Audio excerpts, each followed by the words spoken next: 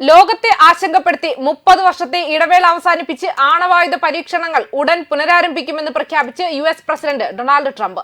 Russia, China തുടങ്ങിയ രാജ്യങ്ങളുമായി പൊരുത്തപ്പെടുന്നതിന് US ആണവായുധ പരീക്ഷണങ്ങൾ പുനരാരംഭിക്കാൻ പ്രസിഡന്റ് ഡൊണാൾഡ് ട്രംപ് US സൈനിക നേതാക്കളോട് ആവശ്യപ്പെട്ടിരിക്കുകയാണ്. മറ്റ് രാജ്യങ്ങൾ പരിപാടികൾ പരീക്ഷിക്കുന്നതിനാൽ നമ്മുടെ ആണവായുധങ്ങൾ തുല്യ അടിസ്ഥാനത്തിൽ പരീക്ഷിക്കാൻ ഞാൻ യുദ്ധവകുപ്പിനോട് നിർദ്ദേശിച്ചു. ദക്ഷിണ കൊറിയയിൽ ചൈനീസ് പ്രസിഡന്റ് ഷീ ജിൻപിങ്ങുമായി കൂടിക്കാഴ്ച നടത്തുന്നതിന് തൊട്ടുമുൻപ് അദ്ദേഹം സോഷ്യൽ മീഡിയയിൽ എഴുതിയതാണ് ഇങ്ങനെ: മറ്റേതൊരു രാജ്യത്തെക്കാളും കൂടുതൽ ആണവായുധങ്ങൾ US-ന് ഉണ്ടെന്നും റഷ്യ രണ്ടാമതും ചൈന മൂന്നാമതുമാണെന്നും ട്രംപ് പറഞ്ഞു. 1992 മുതൽ അവർ ആണവായുധ പരീക്ഷണങ്ങൾ നടത്തിയിട്ടില്ല. പരിധിയില്ലാത്ത ദൂരപരിധിയുള്ള ഒരു ആണവ മിസൈൽ പരീക്ഷിച്ചതിന് റഷ്യയെ ട്രംപ് അപലപിച്ചതിന് ഏതാനും ദിവസങ്ങൾക്ക് ശേഷമാണ് ഇത് വരുന്നത്. ബുധനാഴ്ച രാത്രിയിലെ ട്രംപിന്റെ പോസ്റ്റ് ആണവായുധങ്ങളുടെ അതിശക്തമായ വിനാശകരമായ ശക്തി അംഗീകരിക്കുന്നു. എന്നാൽ തന്റെ ആദ്യ ഭരണകാലത്ത് US ആയുധശേഖരം പുതുക്കുകയും ചെയ്യുകയുമല്ലാതെ മറ്റ് മാർഗമില്ല എന്ന് പറഞ്ഞു. ചൈനയുടെ ആണവ പദ്ധതി 5 വർഷത്തിനുള്ളിൽ തുല്യമാകുമെന്നും അദ്ദേഹം വ്യക്തമാക്കി.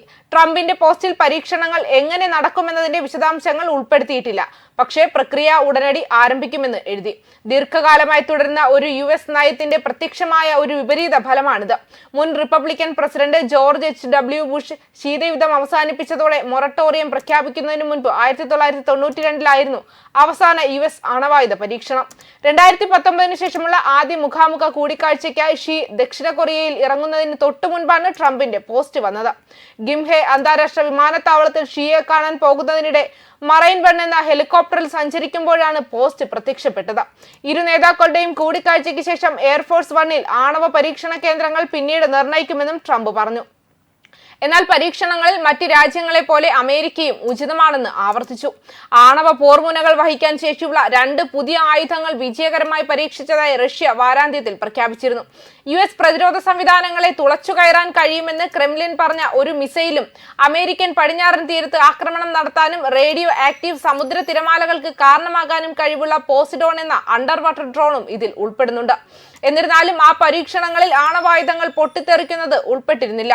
US think tank centre for strategic and international studies പ്രകാരം കഴിഞ്ഞ 5 വർഷത്തിനുള്ളിൽ ചൈന തങ്ങളുടെ ആണവായുധ ശേഖരം ഏകദേശം ഇരട്ടിയാക്കിയിട്ടുണ്ട്.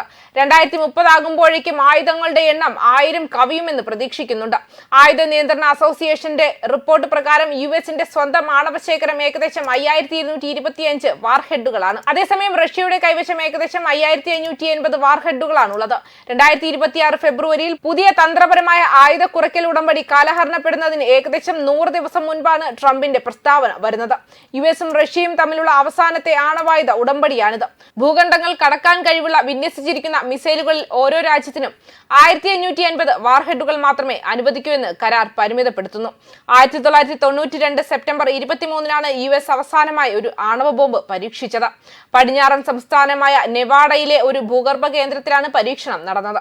ലോകത്തിലെ ആദ്യത്തെ അണുബോംബ് വികസിപ്പിക്കുന്നതിൽ പ്രധാന പങ്കുവഹിച്ച ലോസ് അലാമോസ് നാഷണൽ ലബോറട്ടറിയുടെ അഭിപ്രായത്തിൽ ഡിവൈഡർ എന്ന കോഡ് നാമത്തിലുള്ള ഈ പദ്ധതി US നടത്തിയ 1054-ാമത്തെ ആണവായുധ പരീക്ഷണമായിരുന്നു. ലാസ് വെഗാസിൽ നിന്നും 65 മൈൽ വടക്കുള്ള നെവാഡ പരീക്ഷണ കേന്ദ്രം ഇപ്പോൾ US സർക്കാരിന്റെ നിയന്ത്രണത്തിലാണ്. ആവശ്യമെന്ന് തോന്നിയാൽ ആ സ്ഥലത്തിന് വീണ്ടും ആണവായുധ പരീക്ഷണത്തിന് അനുമതി നൽകാവുന്നതാണ്. സ്മിത്സോണിയൻ ഇൻസ്റ്റിറ്റ്യൂഷന്റെ അനുബന്ധ സ്ഥാപനമായ national museum of nuclear science and history പറയുന്നു, 1945 ജൂലൈയിൽ ന്യൂ മെക്സിക്കോയിലെ അലമോഗോർഡോയിലെ മരുഭൂമിയിൽ ആദ്യത്തെ അണുബോംബിന്റെ ട്രിനിറ്റി പരീക്ഷണത്തോടെയാണ് US ആദ്യമായി ആണവയുഗത്തിലേക്ക് പ്രവേശിച്ചത്. 2ാം ലോക മഹായുദ്ധ സമയത്ത് അതേ വർഷം ഓഗസ്റ്റിൽ ജാപ്പനീസ് നഗരങ്ങളായ നാഗസാക്കിയിലും ഹിരോഷിമയിലും 2 അണുബോംബുകൾ വർഷിച്ചതിനു ശേഷം യുദ്ധത്തിൽ ആണവായുധങ്ങൾ ഉപയോഗിക്കുന്ന ലോകത്തിലെ ഏക രാജ്യമായി ഇത് പിന്നീട് മാറുകയും ചെയ്തിരുന്നു. ന്യൂസ് ഡെസ്ക് കർമ്മ ന്യൂസ്.